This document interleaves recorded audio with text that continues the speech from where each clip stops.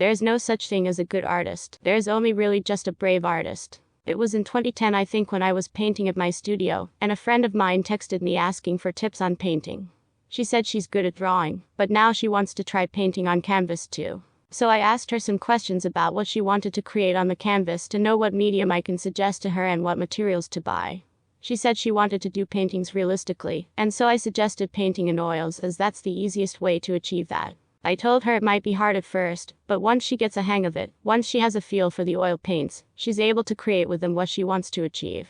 Then after sending that text, I got a reply back from her saying, "I'm not that good in painting with oils." And without thinking about it, I replied, "There's no such thing as a good artist. There's only really just a brave artist." To which she responded with just one word: "Wow." Only after she replied that I grasped the beauty and depth of what I had just said. I was painting at the time as we were texting. I had my brush in my right hand and cell phone in the left, texting and reading her replies, so I was really in the {*} zone of art making. I could not even fathom such a reply of my own if I was not asked a question.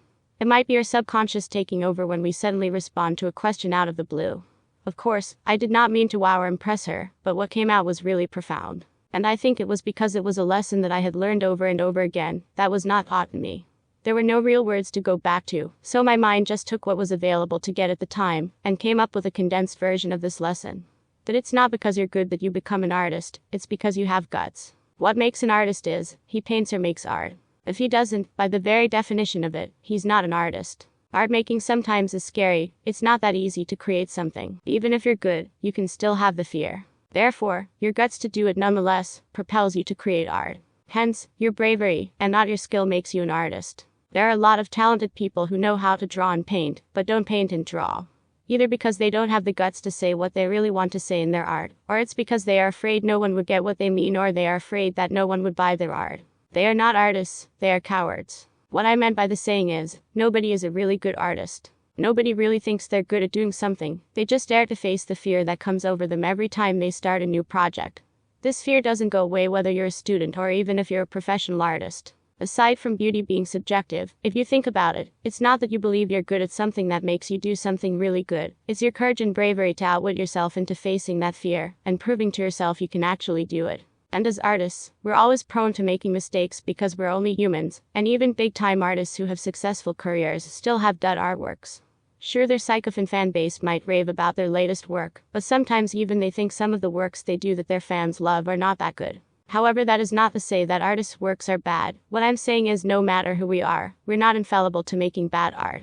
An artist might be confident in his or her skills, but it's trying not to suck at it as every goal in each stroke one makes. And one makes it good as one would often check if his or her work sucks or looks beautiful. We make great works that go beyond our expectations as well as our audience, because every piece of art takes courage to make. If it didn't, then everyone would do it. That's why some artists still make art after having an amount of success, because, for them, they have already arrived at the place where they want to be, and don't want to blemish their seemingly pristine resumes. Some artists still want people to see them tarnish their body of work, because of some bad project they're bound to make in the future. And believe it or not, that's normal in the art world. There are a lot of great artists with artworks who have done it, and don't want to make any more. It's the thing that we hear Quentin Tarantino only plans to make 10 films in total in his filmography, and QT is one bad motherfucker, one of the bravest directors out there. Maybe he's just afraid to turn into M. Night. And I can respect that. For me, it's more of trying to do less if you have nothing to say anymore. It's not easy to handle a new medium, a new job, or a new project, but as I said, it's not how great you are at doing something that guides the light that pushes you forward to start. It's mostly just accepting the fact that you want this thing in your mind to materialize, that you swallow that fear of not being able to materialize it or do it well, and say fuck it, let's do it. And in my whole art career, in fact in all of my careers, in art, in writing and comics making, even in love, it's the daring to go beyond that gets you there to be great, and not that you already are. It's a leap of faith. Every great, or even simple, artwork you see in a gallery or online, the artist who made that didn't think before he started, "I'm the shit, therefore this is a masterpiece." Instead, it's more of, "Can I do this? I think I can, I'll just do it, come what may." And before you know it, he or she has done it. Their bravery in the face of the odds and self-doubt has catapulted them to start and finish their artwork. On the other hand, it's usually the ones who think they are so great, the ones who are boastful and think they're the shit, the ones who brag about a project that it's going to be awesome before they have even started any research on it. They're the ones who don't make it. Even if they do start or finish the piece, oftentimes it's lackluster. It doesn't have life, or it's so generic that you think it's a joke and is in no way proportional to the loud talk they say about the artwork. Maybe their true art is embellishing their art even before they have finished it. For me, it's the challenge that fires me up to create the artworks I do. Because if I've already done it, and if I'm not afraid of it anymore, I tend to lose interest in it. But when I keep upping the ante, if I keep changing my game and stacking up the odds against me, I find that I won't get bored of my work. It evolves and changes rapidly, it matures instantly, and some might say I've changed or my art has changed, but really I'm just challenging myself, keeping it interesting, keeping it true to what I believe in, whatever message the artwork came from. I do this to be better than my previous self, on a personal level and also with my artwork.